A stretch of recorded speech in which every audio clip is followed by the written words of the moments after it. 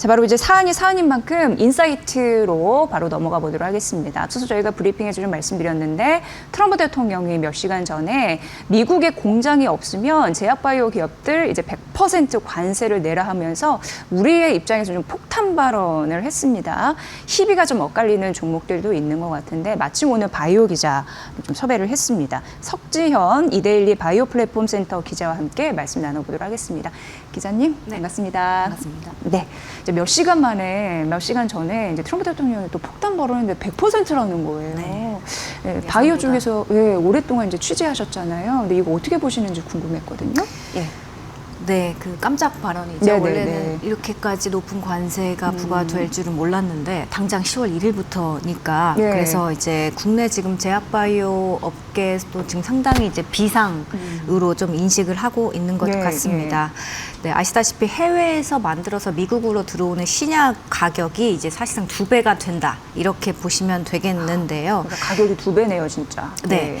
그래서 이제 셀트리온, 삼성바이오로직스, SK바이오팜 뭐 이렇게 굵직굵직한 기업들은 이제 이전부터 이제 관세 이야기는 나왔었기 때문에 계속해서 이제 정책을 마련하고 있다 이런 입장을 꾸준히 밝혀왔습니다. 그런 가운데 이제 셀트리온만 사흘 전에 기자 간담회를 통해서 일라이 릴리 공장을 인수했다 이렇게 깜짝 발표를 했죠. 4,600억 원을 들여서 이제 미국의 공장을 아예 샀기 때문에 사실상 이렇게 10월 1일 날 당장 이렇게 시행이 돼도 셀트리온만 지금 사실상 완벽하게 준비가 된 상태다. 이렇게 좀 읽혀집니다. 네. 그래서 이 밖에도 삼성바이오로직스나 SK바이오팜 같은 경우는 미국 부지에 또는 미국령 공장을 사겠다 또는 살 계획이다, M&A를 하겠다 이렇게 이제 입장을 밝힌 상태라서 앞으로 이제 기업들이 좀 더 발빠르게 미국의 투자 계획을 발표하지 않을까 이렇게 예상이 되고 있습니다.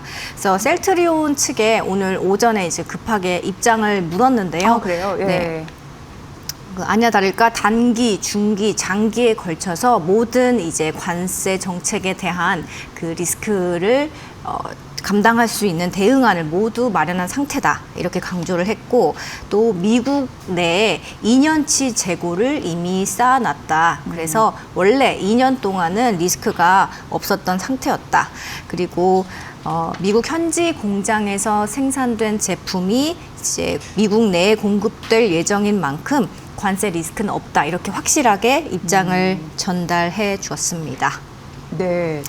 그러니까 지금 보니까 삼성바이오로직스와 SK바이오팜은 이제 1에서 2% 하락하고 있는데 셀트리온은 1.2% 정도, 그리고 시가 대비 상승폭 높이는 양봉의 흐름을 보이고 있어서 상대적으로 견조한 건데 미리 여기는 이제 계획이 있었구나. 예, 그래서 이게 괜찮은 거구나 이런 생각이 들고 또 아침에 이렇게 셀트리온의 입장을 또 들어서 이렇게 방송에서 말씀해 주셔서 감사해요. 그런 부분이 좀 궁금했는데 어쨌든 차근차근 본인은 이제 준비를 하고 있었다라고 하고 반대적으로 이제 SK바이오팜이나 이제 삼성바이오로직스는 아직까지는 계획이기 때문에 네. 그 리스크권은 있는 거네요. 예, 예. 네, 그렇게 보려면 볼 예. 수도 있을 것 같습니다. 아니면은 예, 이제 예. 곧바로 예. 정말 빠른 시일 내에 갑자기 또 셀트리온처럼 어떤 공장 M&A 소식을 발표할 수도 있는 거고요. 예. 그런데 이제 이 두 기업 모두 이제 좀 구체적인 어떤 대응책을 검토는 하고 있는 것 같습니다. SK바이오팜 같은 경우는 미국령의 푸에르토리코의 제2 공장 생산 거점 공장을 마련하겠다. 이렇게 거의 이야기를 했기 때문에 예, 예. 좀 빠르게 실행에 옮긴다면 좀 리스크는 최소화할 수 있지 않을까. 그리고 일부 물량도 현재 지금 다 쌓아놨다 이렇게 이야기를 했고 예. 삼성바이오로직스 같은 경우는 미국의 공장을 직접 인수할지 아니면 새로 지을지 여러 방안을 지금 저울질하고 있어서 좀 확정되면은 움직이겠다 이런 입장이기 때문에 지금 사실상 10월 1일부터 정말 확정적으로 정책이 시행된다면 뭔가 나오지 않을까 이렇게 기대가 됩니다. 그러니까 일단 뭐 삼성바이오로직스도 그렇고 SK바이오팜도 그렇고 또 미리미리 또 생각은 해놨을 거예요. 왜냐하면 트럼프 대통령이 뭐 어제 오늘의 일은 아니잖아요. 네. 네, 바이오에 네. 관세 매기겠다고 얘기했고, 근데 이제 그 100%인 게 좀만 알게 되는 사실이고, 그리고 정확하게 이제 품목 관세나 뭐 이런 거 아직 나타나지 않았기 때문에 네. 조금 더 이제 지켜봐야 할 가능성이 있고, 이제 제약 바이오 전반적으로 떨어지는 게 사실 이 이슈도 있지만 미국 쪽에서 금리 인하에 대한 속도 예. 조절 나왔기 때문에 네네. 그런 것도 좀 맞물렸다라는 좀 말씀드리면서, 그렇습니다. 그렇게 따지면 뭐 1에서 2% 정도 이제 빠지는 건데, 예, 또 좋은 소식 나오면 이제 극복이 되지 않을까, 이런 희망도 가져봅니다. 어쨌든 잘 발빠르게 살펴주셔서 감사하고요. 이번 주 같은 경우에 이제 제약바이오에서 가장 주목받았던 이슈는 뭐니 해도 비만 치료 섹터가 아닌가 싶고, 화이자의 그 이슈가 아니었나 싶습니다.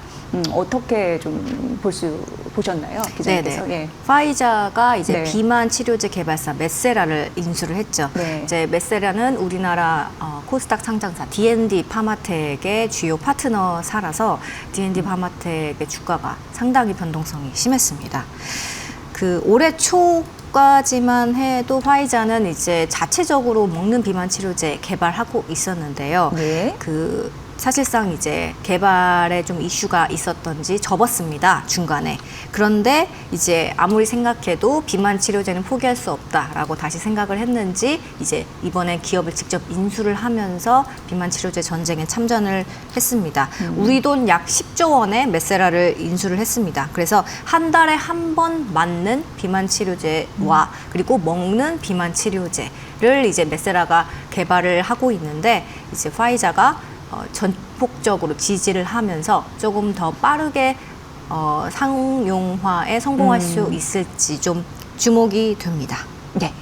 근데 기자님, 그 메세라 약간 네. 낯설게 생각하시는 분들도 계실 것 같아서. 네, 처음 듣는 분들 네. 많으실 것 네, 같습니다. 좀 설명 부탁드릴게요.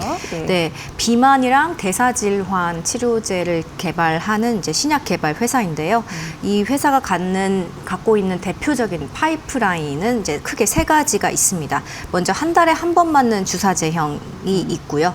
이 주사 제형 같은 경우는 임상 시험에서 체중 감량을 평균 11% 줄여줬다, 이렇게 효과가 나왔고, 또 약물의 부작용도 없었다. 그래서 안전성도 입증된 걸로 확인이 됐습니다. 또 다른 약물 같은 경우는 병용했을 때 그 체중 감량을 조금 더 빠르게 해주는 그런 약물이 하나 있겠고요. 마지막으로 먹는 경구용 제형의 알약도 개발을 하고 있습니다. 이거는 이제 먹는 거는 정말 복용이 간편하다는 투약 편의성이 엄청나죠. 그리고 또 효과 또한 몸 안에 흡수되는 효율도 좋은 것으로 나타나가지고 상용화했을 때 좀 판매나 매출 측면에서 좀 기대를 모으고 있습니다. 이 회사가 그런데 오래된 회사가 아닙니다. 그 공식 출범을 알린 게 바로 지난해 4월이거든요. 그러니까 1년이 조금 넘은 수준인데, 이 회사는 이제 본인들이 스스로 세계에서 가장 빠르게 성장하고 있는 바이오텍이다라고 네. 자평할 만큼 좀 빠르게 실제로 성과를 내고 있기도 한 회사입니다. 그도 그럴 것이, 이제 설립한 지 얼마 안 된다고 말씀해 주셨잖아요. 근데 이제 초창기부터 그 투자 베팅이 좀 들어왔다고 들었어요. 맞습니다. 예, 네. 예. 세계 그 바이오 헬스케어 분야에서 가장 네. 영향력 있는 그래요? 바이오 그 벤처 캐피털 예. 중 하나인 그 아치 벤처 파트너스랑 그리고 파퓰레이션 헬스 파트너스가 이제 공동 설립을 주도를 했고, 또 구글 벤처스나 소프트뱅크, 뭐 아부다비 투자청 등 새로운 글로벌 투자자들도 대거 지금 합류해 있거든요. 그러니까 우리 돈으로 한 4천억 원 가까이 출범 직후부터 지금까지 펀딩을 마친 곳이라서, 그러니까 한마디로 글로벌 투자자들의 기대를 한 몸에 받고 있는 그런 회사라고 볼 수 있겠죠. 경영진들도 모두 다 탄탄한 그 레퍼런스를 보유하고 있는 네. 임원들로 구성이 돼서 더욱 이런 기대감에 힘을 싣는 것 같습니다. 네. 확실히 이제 비만 치료라는 이제 구미가 당기잖아요. 많은 분들 관심 있고, 그리고 이제 경영지도 탄탄하고 그러다 보니까 초기 투자금이 좀 많이 들어왔던 그런 괜찮은 그런 기업이었나 봐요. 근데 이제 이런 이슈 있고, 우리나라 주식에서는 D&D 파마텍이 상한가 갔잖아요. 그러면서 빵 튀는 흐름들이 이제 그런 이슈 나올 때 이제 스물스물 나왔는데, 어떤 연관 예상된 그런 이슈가 있는지 또 설명 좀 부탁드릴게요. 네, D&D 파마텍이 메세라한테 기술 네. 이전을 한 겁니다. 예. 그 본인들이 D&D 파마텍 자체 개발한 플랫폼 기술을 메세라가 이제 돈을 주고 산 거고요. 그 기술 이름이 오랄링크라는 플랫폼인데 이 플랫폼이 이제 메세라가 개발하고 있는 경구용 비만 치료제에 적용이 돼서 이제 곧 임상 시험에 들어갈 예정입니다. 당장 이제 최근에 그 전환사채 발행도 성공적으로 마무리됐죠. 네네, 이런 그렇습니다. 이슈도 좀 있더라고요. 네, 맞아요. 그 전환사채를 지난 6월에 이제 첫 영구 전환사채 발행을 했는데 343억 원 규모로 투자자들의 관심이 상당히 높은 상황에서 이제 성황리에 마무리를 했고 홍콩 투자사인 타이번 캐피탈이 200억 원을 현금으로 투자를 바로 했고 또 국내 투자자들은 자회사 지분을 전환사채랑 맞바꿔서 또 투자를 하는 등 이제 좀 인기가 있는 그런 이제 CB 발행 이제 이벤트였습니다.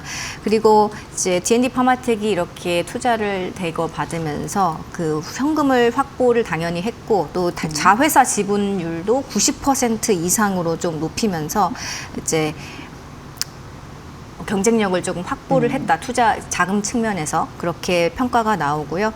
그리고 이제 화이자가 파트너사인 메세라를 인수를 했기 때문에 아무래도 연구 개발이라던가 임상 속도가 조금 더 빨라질 것이다. 이런 전망이 나오고 있습니다. 그리고 하반기에도 최소 500억, 많게는 800억 원 규모 추가 전환사채를 또 발행을 한다고 해요. 그래서 이제 시장에서 좀 흥행이 이어질 것으로 보고 있습니다. 좀 이렇게 한마디로 물 들어올 때 이제 노젓는다고? 그런 것 같습니다. 그래서 확보한 자금들은 전액 미국 임상에 다 투여가 될 건데요. 그러니까 임상에 사실상 엄청난 자신감을 갖고 이제 엄청 대거 이제 투자를 하겠다 이런 의지로 읽힙니다. 그렇게 보이는군요. 예.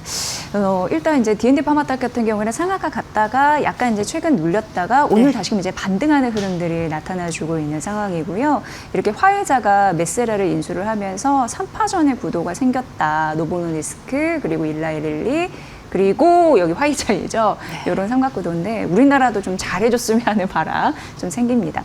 제약바이오 오늘 전반적으로 흔들렸는데 아무튼 이런 기술력 있는 그런 기업들 앞으로도 좀 선별해 주실 거라고 생각을 하고 국내 기업들 좀 경쟁력 좀 있는 기업들도 잘 발굴 좀 부탁드리겠습니다. 석지영 기자와 함께했습니다. 잘 들었습니다. 네, 감사합니다.